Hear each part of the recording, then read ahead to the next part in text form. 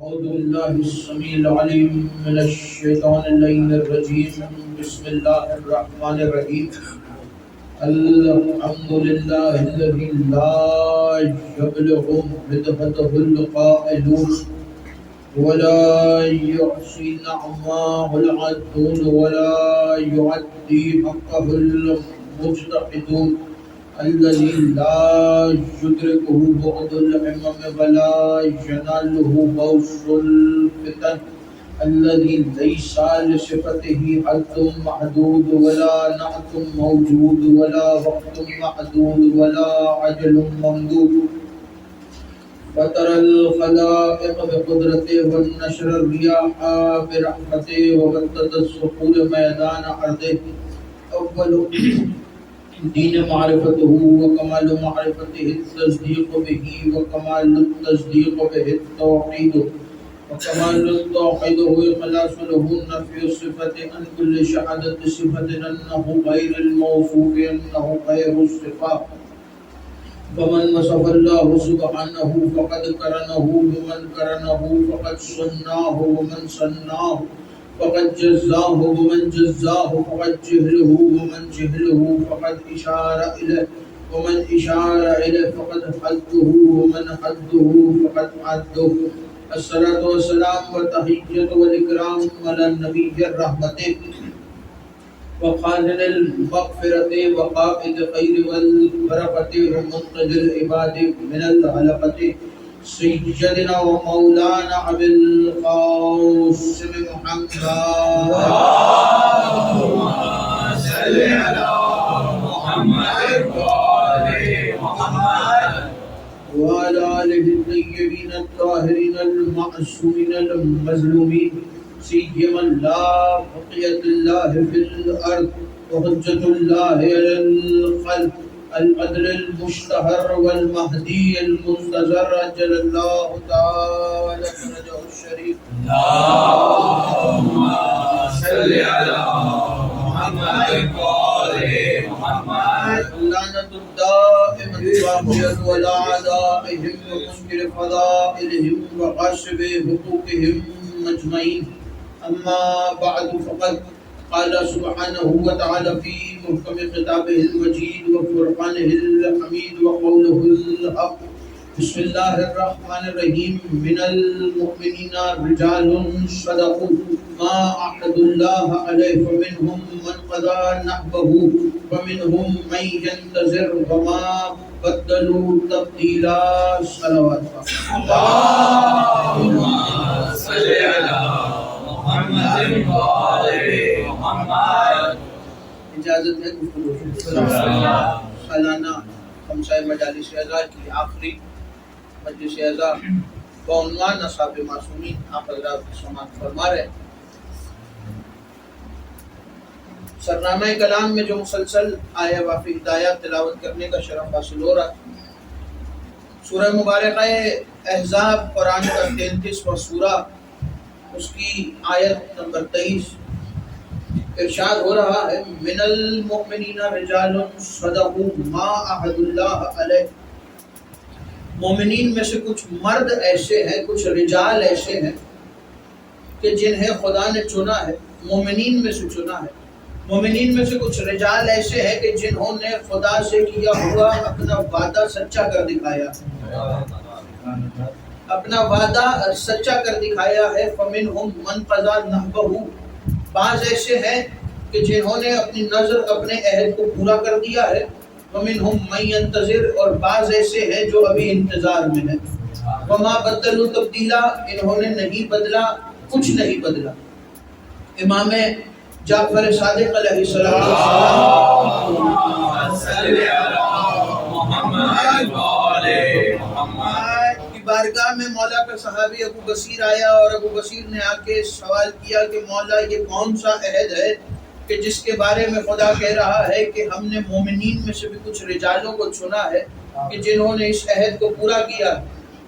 تو آواز امام آئی کہ سنو, یہ جو عہد, جس عہد کے بارے میں خدا ذکر کر رہا ہے, یہ عہد کوئی اور نہیں بلکہ محبت و ولایت علی ابن ابی طالب ہے.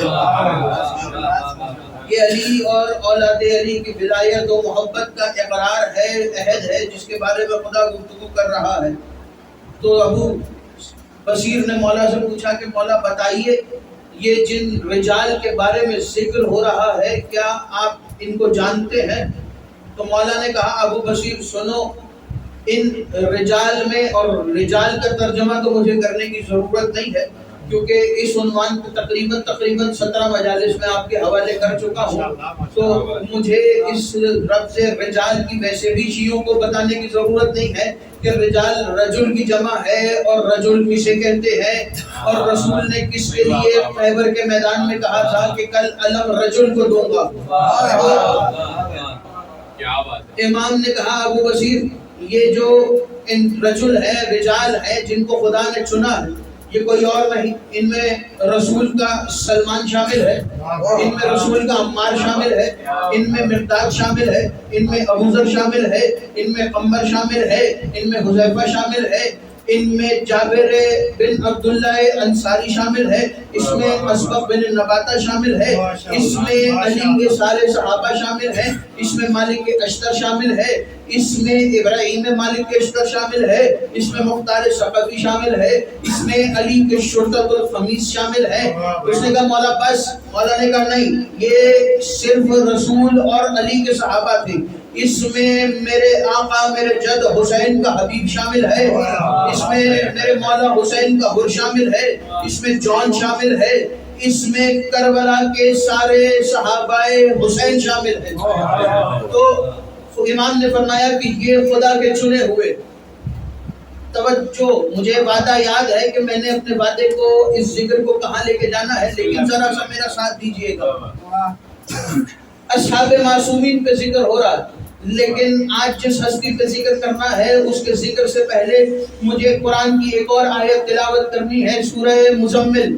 خدا قرآن میں سورہ مزمل میں کہہ رہا ہے فَاذْكُرْ اسْمَ رَبِّكَ، اے حبیب اپنے رب کے اسم کی تلاوت کیجئے، اے حبیب اپنے رب کے اسم کی تسبیح کیجئے، فَتَبَتَّلْ إِلَيْهِ تَبْتِيلًا، سب کو چھوڑ کے، سب کو کنارے لگا کے، اے محمد صرف خدا کے ذکر کی تسبیح کیجئے۔ سورہ مزمل میں خدا کہہ رہا ہے سب کو چھوڑ کے، توجہ، سب کو کنارے لگا کے صرف خدا کے اسم کی تسبیح کیجئے، صرف خدا کے نام کی تسبیح کیجئے، صرف اسم خدا کی تسبیح کیجئے۔ ایک شخص آیا اور آگے کہنے لگا یا رسول اللہ یہ کون سا خاص اسم ہے کہ جس کے بارے میں خدا آپ سے کہہ رہا ہے کہ اے محمد سب کو چھوڑ کے، سب کو کنارے لگا کے صرف خدا کے ذکر کی تسبیح کیجئے، صرف خدا کے اسم کی تسبیح کیجئے، تو یہ کون سا خاص اسم ہے؟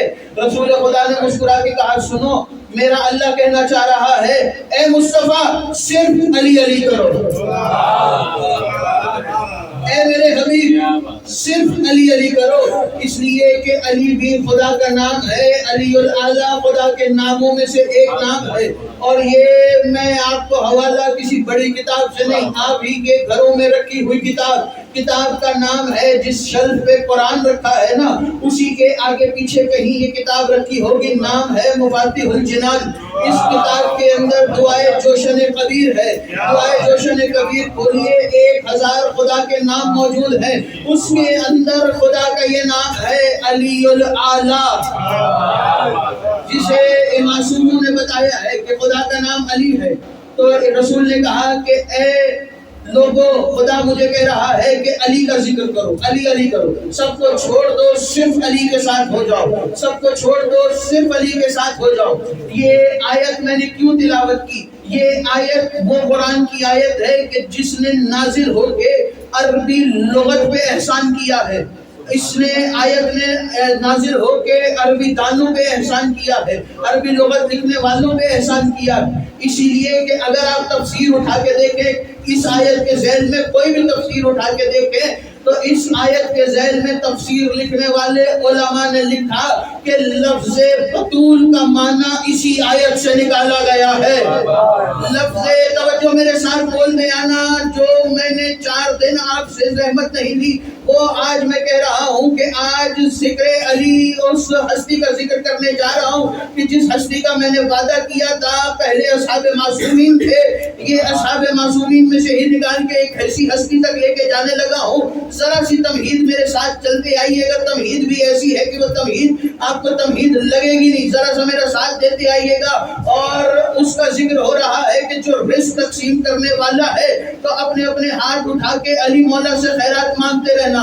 امیر المومنین کی شان میں آیت نازل ہوئی، لیکن اس آیت نے نازل ہو کے عربی دانوں پہ احسان کیا ہے، اس لیے کہ تفسیر لکھنے والے علماء نے اس آیت سے لفظ بطول کا مطلب لیا ہے. اور کائنات میں بطول صرف ایک ہی ہستی ہے، حسین کی ماں فاطمہ زہرا.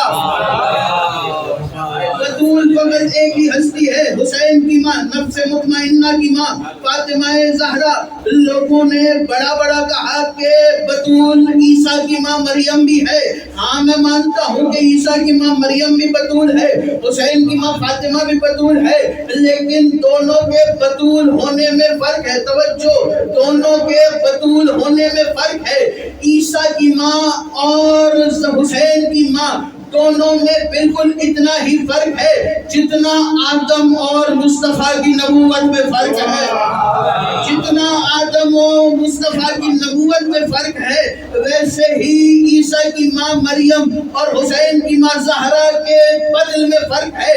یہ دونوں بیویاں بطول ہیں، لیکن میں جملہ آپ کے حوالے کر رہا ہوں. عیسیٰ کی ماں فقط بطول ہے، حسین کی ماں جسے چاہے اسے بطول بنا دے.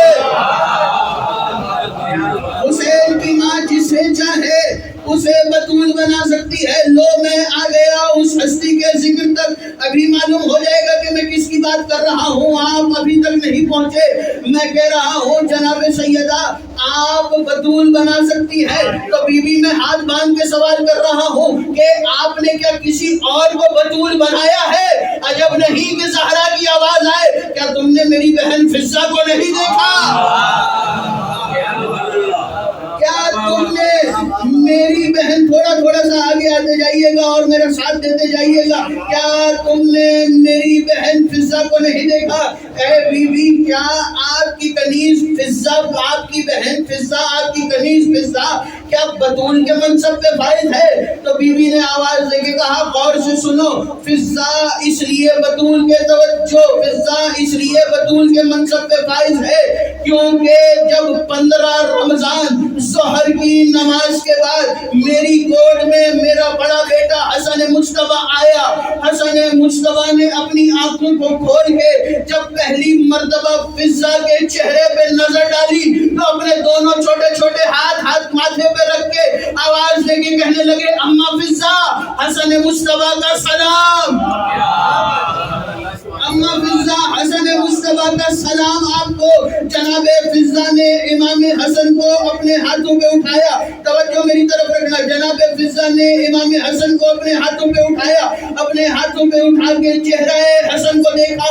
امام حسن کو دیکھ کے جناب فضہ نے ایک مرتبہ جناب سیدہ کو دیکھا اور جناب سیدہ کو دیکھ کے توجہ رکھنا. جناب سیدہ کو دیکھ کے جناب فضہ نے آواز دے کے کہا اے جناب فاطمہ گواہ رہیے گا، میں مریم سے فضیلت میں بڑھ گئی ہوں، میں مریم سے افضل ہو گئی ہوں. بی بی نے کہا فضہ وہ کیسے؟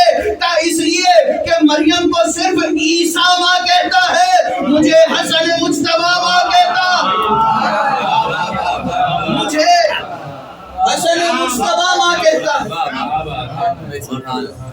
صرف حسن مجتبیٰ نہیں، حسین کریم کربلا، شریکت الحسین بی بی، جناب ام کلثوم، ان 4 ہستیوں نے ماں کہہ کے پکارا ہے جناب فضہ کو. دو معصوم اماموں نے دادی کہہ کے پکارا ہے، امام سید سجاد اور امام محمد باقر، دونوں نے دادی کہہ کے سلام کیا ہے، اس لیے کہ بار بار شام کے رستے میں دادی کہہ کے پکارتے تھے جناب فضہ کو، اور جناب فضہ کا بالکل ایسے احترام کرتے تھے جیسے جناب فاطمہ کا احترام کرتے تھے۔ جناب فضہ کو دادی کہتے تھے ویسے ہی جیسے فاطمہ زہرا کو دادی کہتے تھے۔ جناب فضہ کنیز ہیں جناب سیدہ کی، لیکن جناب سیدہ نے بہن بنا کے رکھا ہے۔ رسول خدا نے کہا فضہ میری کنیز نہیں، فضہ میری بیٹی ہے۔ جناب امیر المومنین نے کہا فضہ ہماری کنیز نہیں، فضہ ہماری بہن ہے۔ جناب سیدہ نے کہا فضہ ہمارے گھر کی کنیز نہیں، فضہ ہماری بہن ہے۔ حسن و حسین نے کہا فضہ ہماری اماں کی کنیز نہیں، بلکہ حسنین کریمین کی ماں ہے۔ اتنا منصب ہے جناب فضہ کا، یہی تو فضہ ہے، جملہ آپ کے حوالے کر رہا ہوں، یہی تو فضہ ہے کہ جس کی شان میں امام صادق نے فرمایا کہ سورہ دہر کے اندر 18 آیتیں نازل ہوئی ہے۔ یہی فضہ ہے کہ جس کی شان میں امام صادق نے بتایا سورہ دہر میں 18 آیتیں نازل ہوئی ہے۔ جب سیدوں کے گھر سے روٹیاں پک پک کے جنت میں جاتی رہی، تب فضہ بھی اپنی روٹی ساتھ میں دیتی رہی۔ جو صورتیں، جو آیتیں جناب سیدہ کے گھر والوں کے لیے آئی ہیں، جو صورتیں، جو آیتیں جنت کے سرداروں کے لیے آئی ہیں، اس میں فضہ کا بھی ذکر ہے۔ معلوم ہوا فضہ بھی جنت کی سردار ہے، فضہ بھی جنت کی سردار ہے۔ اپنے آپ سے اپنی طرف سے بات نہیں کر رہا، قرآن کا حوالہ ہے۔ جناب فضہ کا نام سورہ دہر میں آیا ہے، جناب فضہ کا ذکر سورہ دہر میں ہے۔ سورہ دہر میں جنت والوں کا ذکر ہے، جنت کے مالکان کا ذکر ہے۔ خدا نے جب یہ روٹیاں عرش پہ گئیں، خدا نے ایک طرف 3 دن کی روٹیاں رکھی، ایک طرف جنت رکھی۔ توجہ، ایک طرف 3 دن کی روٹیاں رکھی، ایک طرف خدا نے جنت رکھی۔ خدا نے کہا روٹیاں وزنی ہو گئی، جنت ہلکی ہو گئی، آج سے جنت ان کی دہلیز پہ میں ڈال رہا ہوں۔ یہ فضہ جسے چاہے اسے جنت میں داخل کر سکتی ہے۔ جناب فضہ دہلیز پر موجود تھی، ادھر سے دہلیز سیدہ پر سجدہ ریز ہونے والا، اپنی پیشانی کو سجدے میں رکھنے والا رسول کا صحابی سلمان محمدی آیا، دروازے پہ دستک دی، فضہ نے دروازہ کھولا، کہا سلمان کیوں آئے ہو؟ آپس میں گفتگو ہوئی، گفتگو ہو رہی تھی کہ مفاخرے پہ بات چلی گئی۔ مفاخرہ ہوتے ہوتے فضہ نے کہا اے سلمان مجھ سے مقابلہ نہ کرنا، اس لیے کہ تم باہر کے غلام ہو، فضہ گھر کے اندر کی کنیز ہے۔ تم باہر کے غلام ہو، بول دے آنا تم باہر کے غلام ہو، فضہ گھر کے اندر کی کنیز ہے۔ سلمان میرا مقابلہ نہ کرنا، اس لیے کہ میں تم سے پہلے جنت میں جاؤں گی۔ سلمان نے کہا فضہ مجھ سے پہلے؟ جناب سلمان نے کہا فضہ وہ کیسے؟ کہا سلمان تم حیران ہو رہے ہو، لو میں تمہاری حیرانی میں اضافہ کروں، میں جنت میں علی مرتضیٰ سے پہلے جاؤں گی۔ جناب سلمان جلال میں آئے، کہا علی سے بھی پہلے؟ کہا سلمان جاؤ اور جا کے اپنے آقا و مولا سید و سردار میرے بابا محمد مصطفیٰ سے کہنا کہ مولا محمد مصطفیٰ فضہ کہہ رہی ہے کہ فضہ جنت میں آپ سے بھی پہلے جائے گی، فضہ جنت میں آپ سے بھی پہلے جائے گی۔ سلمان دہلیز سیدہ سے اٹھا، دوڑتا ہوا رسول کی بارگاہ میں آیا، کہا یا رسول اللہ آپ نے کتنا سر پہ چڑھا رکھا ہے فضہ کو؟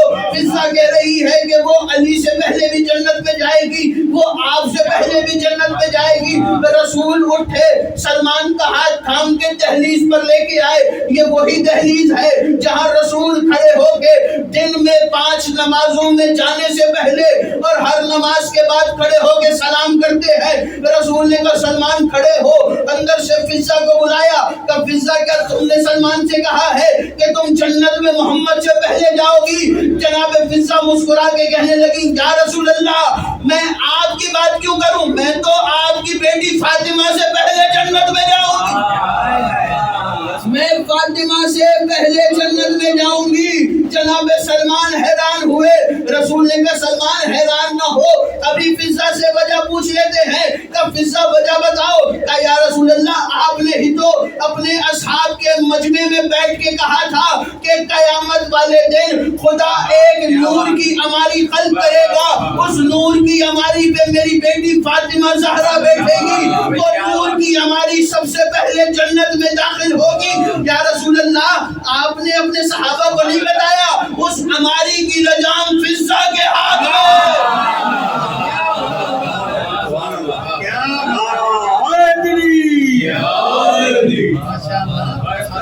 شہزادی فاطمہ الزہرا سلام اللہ علیہا بلند ترین صلوات صلی اللہ محمد۔ اس عماری کی لجام فضا کے ہاتھ میں ہوگی جس پہ بیٹھ کے یا رسول اللہ آپ کی دختر جنت میں داخل ہوگی۔ یہ فضا عام بیوی نہیں ہے، زیدی سادہ۔ جناب فضا کا لقب کیا ہے؟ جناب فضا کا نام ہے فضا۔ فضا کا مطلب کیا ہے؟ اگر کوئی جانتا ہے تو بولے میرے ساتھ، فضا کا مطلب کیا ہے؟ سب یہی بولیں گے کہ چاندی۔ فضا نام کا مطلب ہے چاندی، لیکن صرف چاندی نہیں ہے۔ تاریخ میں لکھا ہے زیدی سادات کی جد جناب زید بن علی بن حسین بن علی ابن ابی طالب نے، تاریخ میں کسی نے آ کے جناب زید سے سوال کیا کہ اے زید ابن علی یہ بتائیے کہ فضا نام کا مطلب کیا ہے؟ جناب زید نے کہا فضا چاندی کو کہتے ہیں، لیکن پھر جناب زید نے کہا سنو صرف چاندی کو نہیں کہتے، فضا جنت کی ایسی شفاف چاندی کو کہتے ہیں جس میں دیکھنے سے خود کا عکس نظر آئے، جس میں دیکھنے سے خود کا عکس نظر آئے۔ اب اللہ جانے حسن اور حسین نے فضا میں کس کا عکس دیکھا کہ ہاتھوں کو بلند کر کے کہا اما فضا ہمارا سلام ہے۔ محمد باقر اور علی ابن الحسین نے کس کا عکس دیکھا کہ دونوں نے کہا اے دادی فضا ہمارا سلام ہے۔ کتنی عظمت کی مالک ہے فضا۔ اسی فضا کا بھائی ہے جو اس گھر کا غلام ہے، نام ہے اس کا قمر۔ قمر پہ پوری تقریر کر چکا، لیکن ایک جملہ یاد رکھنا، جناب قمر کا اختیار یہ ہے کہ ایک دن جناب قمر بازار میں جا رہے تھے، لوگوں نے قمر کو گھیر کے کہا قمر کس کے ساتھ جا رہے ہو؟ کہا علی کے ساتھ جا رہا ہوں۔ کہا کس کے پاس سے آ رہے ہو؟ کہا علی کے پاس سے آ رہا ہوں۔ کہا کس کے پاس جا رہے ہو؟ کہا علی کے پاس جا رہا ہوں۔ کہا ابھی کس کے ساتھ ہو؟ کہا علی کے ساتھ ہو۔ کہا قمر اگر ابھی بھی علی کے ساتھ ہو تو بتاؤ ذرا علی اس وقت کیا کر رہے ہیں؟ قمر نے وہی کھڑے کھڑے آنکھوں کو بند کیا۔ اب آنکھوں کو کھول کے قمر کہنے لگے میرے خیبر شکن مولا اس وقت اپنی مسند پہ بیٹھے قرآن کے اندر سورہ رحمان کھول کے بیٹھے ہیں۔ وہ شخص کہنے لگا قمر تم علی والے دیوانے ہو گئے ہو، تم یہ بھی تو کہہ سکتے تھے علی قرآن کی تلاوت کر رہے ہیں۔ تم نے کہا قمر کہ علی سورہ رحمان کھول کے بیٹھے ہیں۔ قمر نے کہا نانا قمر کا اختیار صرف اتنا ہے کہ قمر یہ بتا سکتا ہے کہ علی قرآن کھول کے بیٹھے ہیں، لیکن قمر یہ نہیں بتا سکتا کہ علی قرآن کی تلاوت کر رہے ہیں یا قرآن علی کی تلاوت۔ قمر کا اختیار اتنا ہی ہے، قمر صرف اتنا ہی بتا سکتا ہے۔ یہی قمر ہے جو علی کو کہیں بھی تلاش کر سکتا ہے۔ ایک دن قمر بازار میں آئے، اپنی آنکھوں کو بند کیا، آنکھوں کو بند کر کے شمال میں علی کو ڈھونڈا، جنوب میں علی کو ڈھونڈا، مغرب میں علی کو ڈھونڈا، مشرق میں علی کو ڈھونڈا، پوری کائنات میں قمر نے علی کو ڈھونڈا۔ اس وقت قمر کو سمجھ میں آئی کہ علی نے قمر کے اختیارات محدود رکھے ہیں، قمر کے کسی حد تک اختیارات ہے، قمر اس سے آگے علی کو تلاش نہیں کر سکتا۔ علی اللہ جانے کس مقام پہ ہوں گے۔ چلتے چلتے جناب قمر اس مقام پہ آئے جو سجدہ گاہ سلمان تھی۔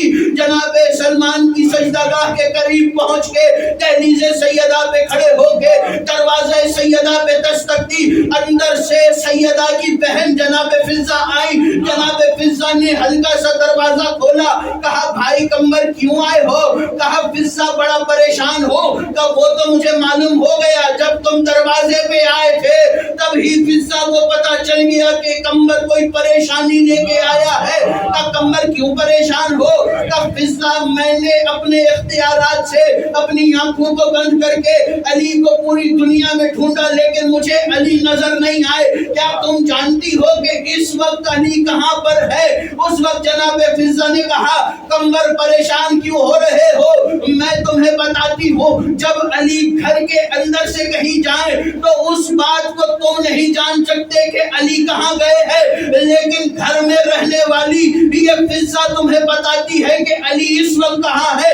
قمر نے کہا فضہ بتاؤ علی کہاں ہے؟ فضہ نے کہا قمر علی اس وقت بروج اعلیٰ سے اوپر ایک تخت پہ بیٹھے ہیں, اس تخت کے اوپر لکھا ہے ہوا علی کل شیء قدیر. اس تخت پہ علی بیٹھے ہیں اور اس تخت پہ بیٹھ کے علی امیر المومنین رزق تقسیم کر رہے ہیں.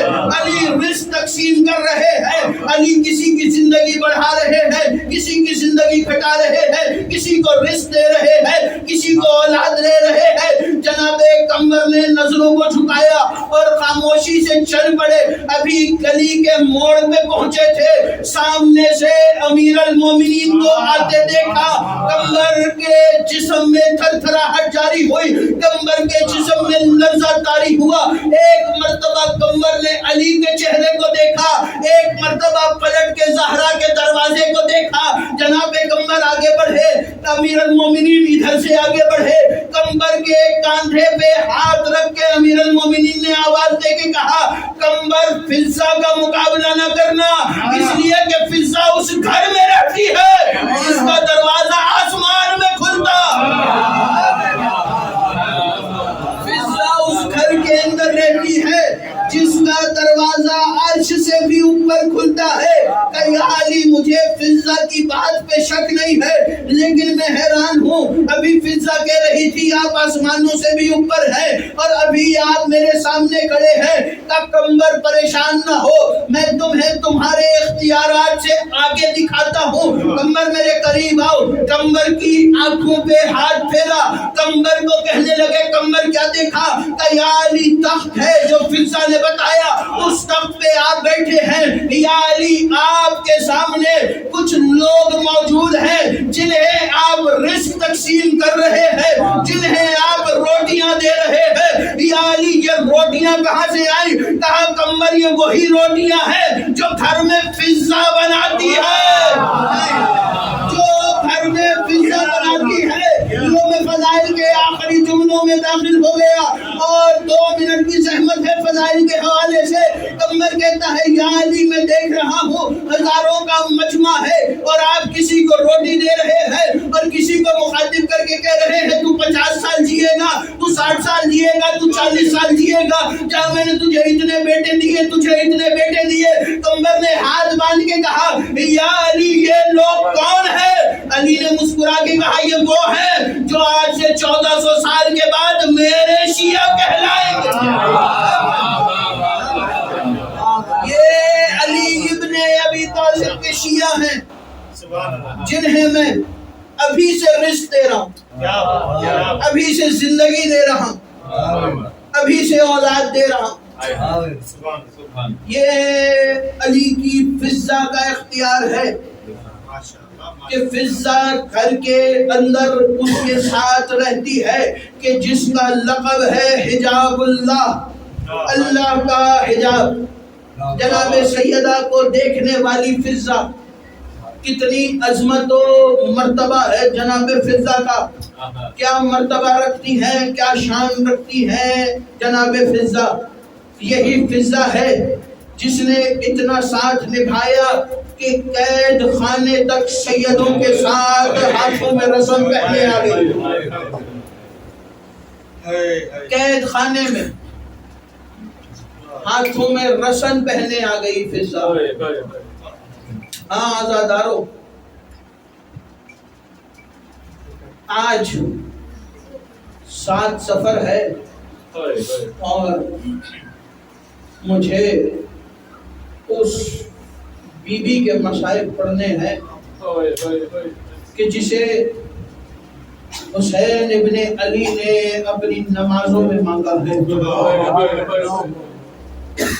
جس کے لیے حسین دعا کرتے تھے کہ میرے اللہ مجھے ایک ایسی بیٹی عطا کر جو میرے سینے پہ سونے والی ہو، نہ جس کے بغیر میں رہ سکوں نہ میرے بغیر وہ رہ سکے، میرے سینے پہ سونے والی، حسین کے قلب کا سکون، حسین کی سکینہ حسین کو عطا کر۔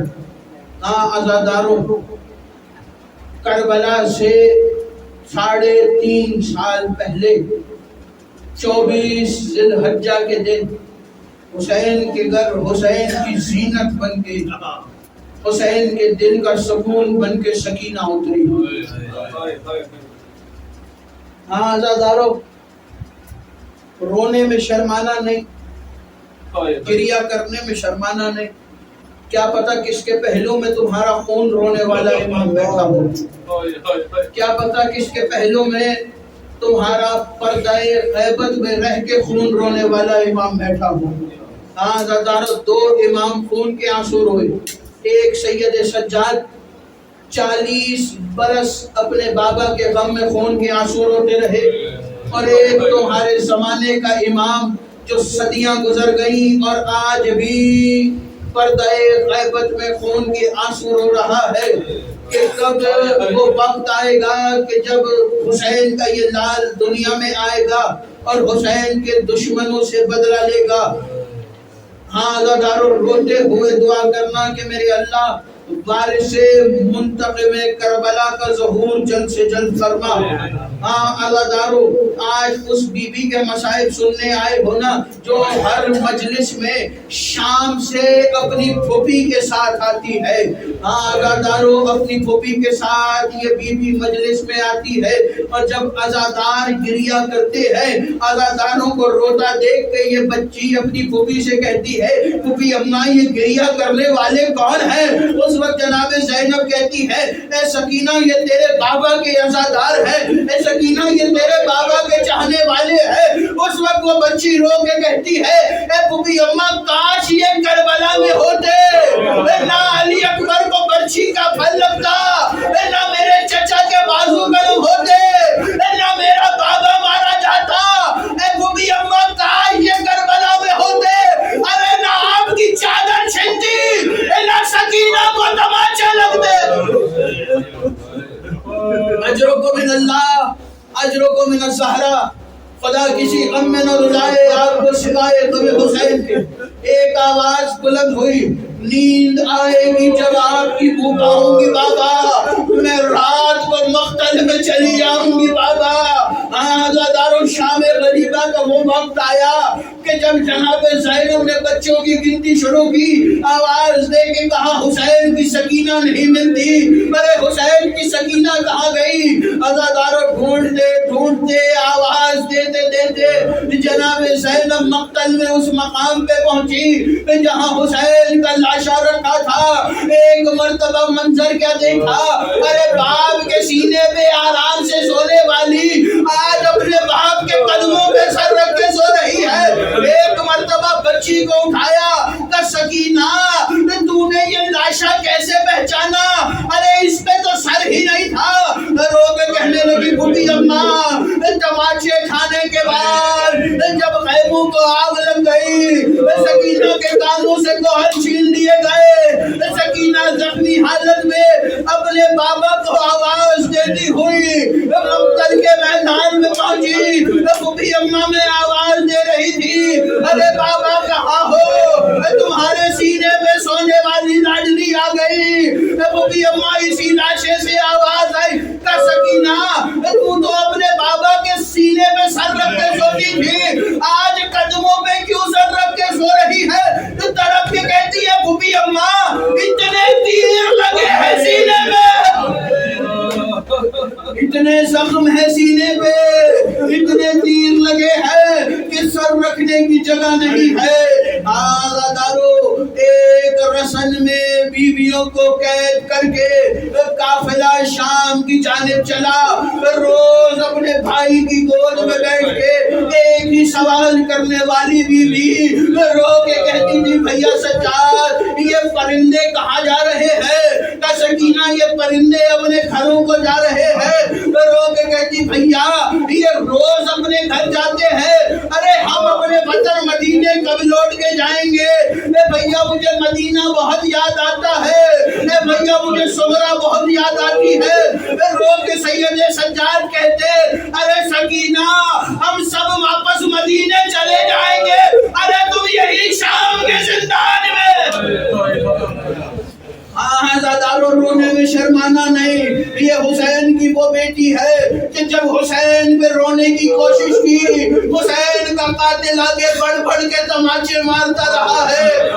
زادارو تعزیانے کھانے والی بیوی تماچے کھانے والی بیوی. امام زمانہ نے زیارت ناہیہ میں جملہ کہا میرا سلام ہو اس بچی پر کہ جس کے رخساروں کا رنگ کربلا سے شام تک تبدیل ہوتا رہا. یہ وہی بچی ہے جو اپنے بھائی کو تسلیاں دیتی رہی پورے راستے میں کہ بھیا سجاد آپ گریہ نہ کریے, بھیا آپ نہ روئیے. سید سجاد نے کہا سکینہ بھائی بہنوں کو تسلی دیتے ہیں. ارے سکینہ تو مجھے کیوں تسلی دے رہی ہے؟ رو کے کہتی ہے بھیا اگر شام کے راستوں میں سکینہ مر گئی تو تم جنازہ اٹھا لو گے, لیکن اگر تم مر گئے بھیا سکینہ جنازہ کیسے اٹھائے گی؟ بھیا میں پہلے ہی اپنے بابا کو بے کفن چھوڑ کے آئی ہو. بھیا اب میں کسی کو بے کفن نہیں دیکھ سکتی. زادارو وہ وقت بھی آیا کہ شام کے دربار سے شام کے زندان میں لایا گیا. شام کے زندان میں روز اپنے بابا کو یاد کر کے رونے والی بچی روز آواز دے کے کہتی اے بابا اے بابا اے بابا تم کہاں چلے گئے ہو؟ اپنی سکینہ کی آواز پہ پکارو. اے بابا اپنی سکینہ کو آواز دو. ایک مرتبہ وہ وقت آ گیا زادارو کہ بچی کی ابھی آنکھ لگی تھی کہ تڑپ کے بچی اٹھی. ایک مرتبہ دائیں دوڑی ایک مرتبہ بائیں دوڑی. جناب زینب نے کہا سکینہ کیا ہو گیا؟ کہ پھوپھی اماں ابھی ابھی بابا آئے تھے. ارے پھوپھی اماں میرا بابا کہاں پر ہے؟ پھوپھی اماں میرا بابا کہاں پر ہے؟ ابھی گفتگو ہو رہی تھی کہ یزید کی نیند خراب ہوئی. خدا کی لعنت ہو اس ملعون پر. اس ملعون نے حکم دیا زندان میں تشت کو لے کے جایا جائے. ایک تشت میں سر حسین رکھا گیا. اس سر کے اوپر کپڑا ڈالا گیا. عزاداروں کپڑا ڈال کے تشت کو زندان میں لایا گیا. ایک مرتبہ بچی سمجھی کہ شاید پانی آ گیا ہے. ارے لیکن جب تشت سے کپڑا ہٹایا گیا بابا کے کٹے ہوئے سر کو دیکھا. بچی تڑپ کے لپکی آگے اپنے بابا کے سر کو اٹھا کے سینے سے لگایا. ایک مرتبہ زخمی رخساروں پہ بوسے دیے, زخمی لبوں پہ بوسے دیے, زخمی پیشانی میں بوسے دے کے آواز دے کے کہنے لگی اے بابا یہ آپ کے رخساروں پہ زخم کیسے آئے ہیں؟ اے بابا یہ آپ کی انگلیوں پہ زخم کیسے آئے؟ اے بابا آپ کی یہ پیشانی کیسے زخمی ہوئی؟ رو کے کہنے لگی ارے بابا یہ آپ کی داڑھی میں لال خون کس کا ہے؟ اے بابا یہ خون کس کا ہے جو آپ کی داڑھی پہ لگا ہوا ہے؟ ارے رو کے کہنے لگی بابا اب آئے ہو سکینہ سے ملنے. ارے کربلا کے بعد سے اب تک سکینہ مسلسل پکارتی رہی لیکن بابا تم نہیں آئے. ارے بابا کون کون سی مصیبتیں سناؤ. اے بابا آپ کے بعد میرے کانوں سے گوشوارے چھینے گئے. اے بابا آپ کے بعد میرے کرتے کے دامن کو آگ لگی. اے بابا آپ کے بعد سکینہ کے رخساروں پہ تماچے مارے گئے. اے بابا آپ کے بعد مجھے کانٹوں بھرے راستوں پہ چلایا گیا. اے بابا آپ کے بعد میرے گلے میں رسن باندھی گئی. اے بابا آپ کے بعد میری پھوپھی کے سر سے چادریں چھین لی گئی. اے بابا آپ کے بعد